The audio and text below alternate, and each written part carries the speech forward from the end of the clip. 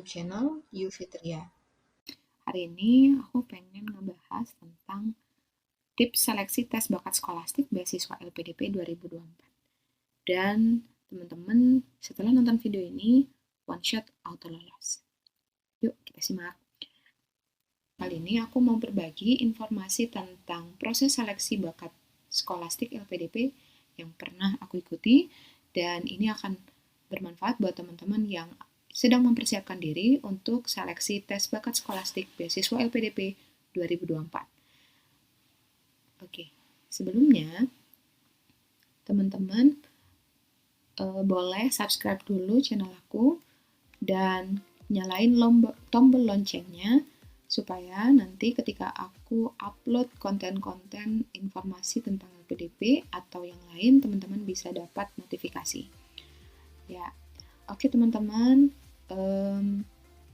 mengingat di tahun ini timeline seleksi LPDP 2024 tahap 1 itu udah dimulai pendaftarannya itu sejak tanggal 11 Januari 2024, dan seleksi administrasinya juga sudah mulai dilakukan sejak 15 Februari 2024.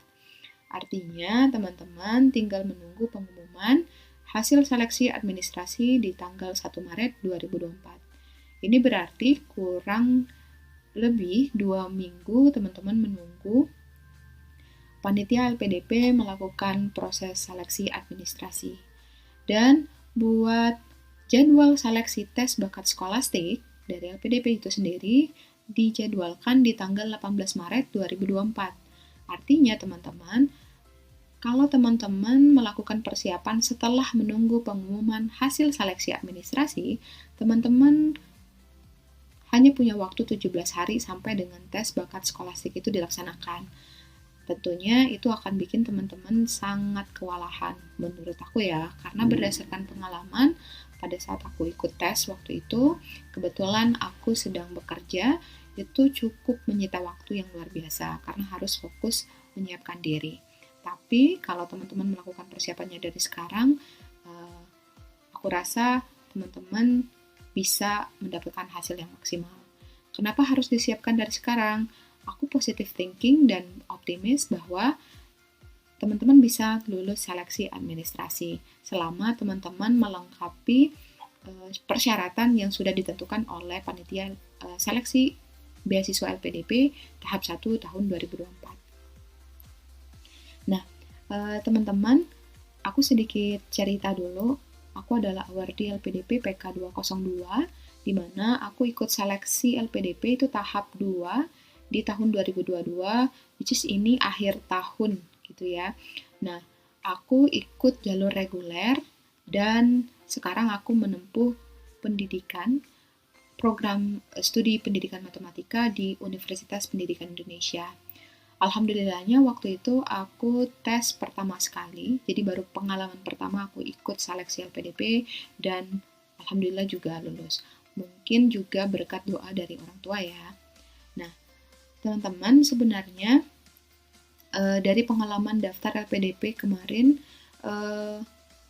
aku tahu ini agak terlambat ya, karena aku sudah kuliah selama 1 tahun di UPI, dan video ini baru aku buat gitu.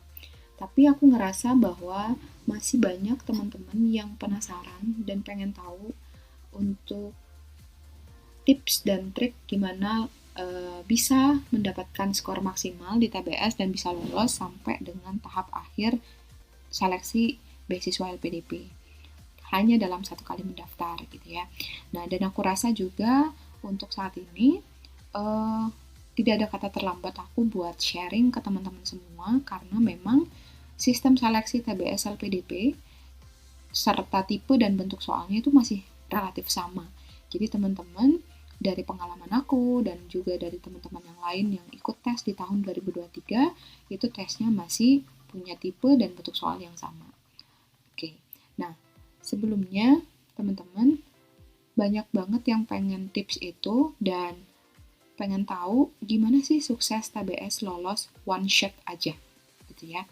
Nah, buat teman-teman, sebelum aku kasih tipsnya, maka harusnya teman-teman subscribe dulu ya channel YouTube ini dan nyalain tombol lonceng teman-teman supaya bisa dapat notifikasi dari aku ketika aku mengupload video terbaru seputar seleksi LPDP.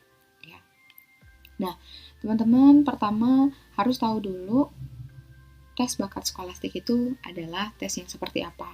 Jadi, tes bakat skolastik itu adalah tes untuk mengukur kemampuan akademik dan potensi intelektual calon penerima beasiswa LPDP.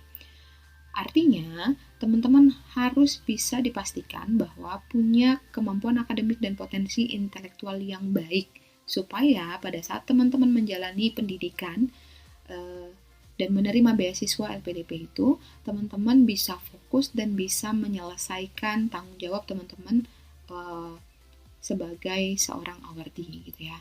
Artinya lulus tepat waktu dan nggak molor gitu. Nah, selanjutnya untuk format dan struktur dari tes bakat skolastik LPDP 2024 itu, jadi teman-teman nanti teman-teman akan dapat 3 macam bentuk soal gitu ya. Nah, yang pertama itu ada penalaran verbal, di mana penalaran verbal ini terdiri dari 23 soal yang harus dikerjakan dalam waktu 30 menit. Nah, selanjutnya tes yang kedua itu penalaran kuantitatif. Ada 25 soal dan harus dikerjakan dalam waktu 40 menit. Nah, terakhir ada tes pemecahan masalah, di mana ini terdiri dari 12 soal dan harus dikerjakan dalam waktu 20 menit.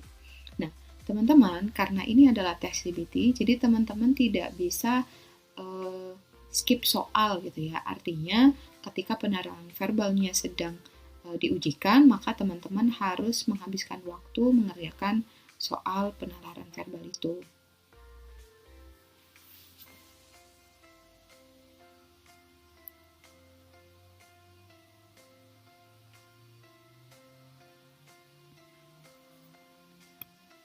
Oke, selanjutnya. Oke, berarti ada total 60 soal yang dikerjakan dalam waktu 90 menit. Nah, untuk scoringnya seperti apa? Teman-teman, setiap soal itu memiliki bobot nilai 5 jika dijawab benar, dan 0 jika dijawab salah atau tidak jawab. Jadi, harusnya teman-teman, ketika teman-teman tidak tahu jawabannya atau bingung ya, cara menyelesaikannya seperti apa, jangan dikosongkan. Teman-teman jawab aja karena tidak ada pengurangan nilai untuk jawaban yang salah. Nah, so, teman-teman, dari jumlah soal yang aku sebutkan tadi, maka kalau penalaran verbal dari 23 soal itu teman-teman jawab semua, maka skor maksimal yang teman-teman dapatkan itu 115. Dan penalaran kuantitatif dari 25 soal, maka skor maksimal ketika teman-teman benar semua, maka teman-teman akan dapat 125. Sedangkan untuk pemecahan masalah dari 12 soal itu, ketika teman-teman jawab benar semua, maka teman-teman akan dapat skor 60. Maka total nilai ketika teman-teman bisa menjawab semua soal TBS itu, teman-teman akan dapat skor 300. Nah, tapi sepengalaman aku ya, memang LPDP tidak pernah mengumumkan berapa sih passing grade minimal yang harus dipenuhi oleh peserta gitu ya, tidak ada. Tapi karena aku bergabung di beberapa grup belajar gitu ya, dan kami sharing, ada polling tentang seperti apa nilai yang mereka dapatkan, aku dapat informasi bahwa passing grade itu minimum ya untuk jalur umum itu 150, kemudian jalur targeted itu 120, dan jalur afirmasi itu 90. Dan berdasarkan pengalaman aku yang tes di tahap 2 akhir tahun 2002 kemarin, dan juga teman-teman lain yang ikut di tahun 2023, passing grade yang diterima itu dirata-ratakan gitu ya. Mostly mereka punya nilai 160 sampai 170-an, dan maksimal skor yang didapat oleh peserta itu 240 sampai 260-an. Nah, sepengetahuan aku sampai saat ini aku belum pernah dengar orang-orang yang lulus, awardee yang lulus itu mendapatkan skor mendekati 300 itu belum pernah ya. Mungkin teman-teman yang nanti akan dapat skor itu. Oke. Nah, selanjutnya aku berarti akan kasih tips yang pertama supaya lalu biar lulus dengan nilai maksimal, apa sih tips yang bisa aku kasih buat teman-teman? Tips yang pertama itu teman-teman harus tahu bentuk soal yang diujikan dan durasi pengerjaannya. Jadi teman-teman lakukanlah latihan karena kita akan terbiasa dengan durasi yang sudah ditentukan itu gitu. Sehingga pada saat nanti pelaksanaan aslinya, teman-teman tidak lagi kehabisan waktu karena sudah terbiasa melakukan manajemen waktu yang baik. Nah, tips yang kedua, teman-teman tahu passing grade minimal sesuai dengan jalur daftar yang teman-teman pilih. Tadi aku udah kasih ya rate minimal passing grade untuk beberapa jalur gitu ya. Teman-teman bisa jadiin patokan, artinya ketika teman-teman latihan, teman-teman bisa memprediksi nilai teman-teman itu berapa. Dan tips yang ketiga, baca buku panduan dari LPDP. Itu biasanya dikirimkan lewat email atau ada di websitenya LPDP.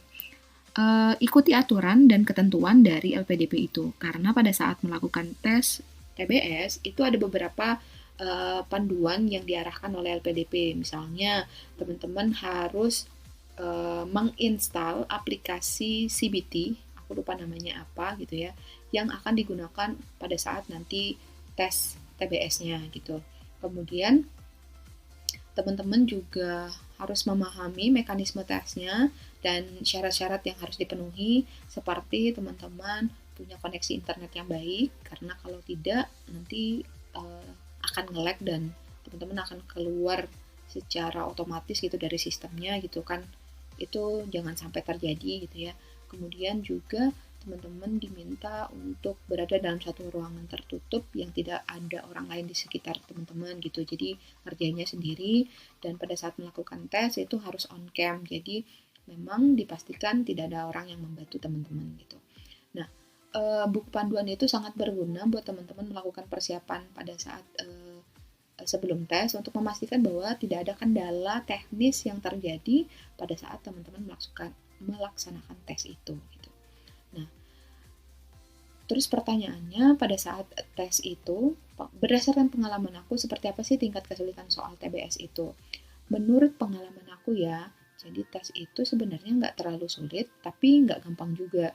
Jadi ada beberapa tipe soal yang memang harusnya kita latihan secara maksimal supaya pada saat soal itu keluar di TBS, teman-teman bisa memaksimalkan waktu yang sudah disediakan gitu. Ya, dan aku sendiri untuk belajarnya, aku belajarnya dari buku-buku yang ada gitu ya, dan juga dari YouTube karena aku gaya belajarnya auditory, jadi aku lebih suka mendengar orang menjelaskan soal-soal itu gitu. Jadi dari situ aku belajar gitu. Nah, tidak lupa nanti teman-teman setelah mengikuti tes TBS dari 60 soal tadi akan ada tes kepribadian atau SJT. Tes kepribadian ini nanti terdiri dari 40 soal yang harus dikerjakan dalam waktu 45 menit. Nah, SJT ini adalah tes kepribadian yang menghadapkan peserta tes pada situasi-situasi yang mengharuskan untuk melakukan penilaian dan pengambilan keputusan berdasarkan hal yang diyakini, diharapkan, atau kebiasaan yang dilakukan. Nah, perlu diketahui teman-teman, tes ini tidak menambah skor TBS ya. Jadi teman-teman jawab saja soalnya sesuai dengan kepribadian dan kebiasaan yang biasanya teman-teman miliki. Mungkin itu aja sharing dari aku. Jangan lupa di like, komen, dan share konten ini, video ini ke teman-teman kamu yang lain supaya mereka juga dapat manfaat. Ya, mudah-mudahan apa yang aku share itu bisa menambah informasi buat teman-teman sekalian dan bisa memotivasi teman-teman untuk bisa mempersiapkan diri dan bisa lolos seleksi LPDP tahap 1 2024. Ya, amin. Thank you for watching my short video. Stay happy, stay healthy, and stay humble. Thank you.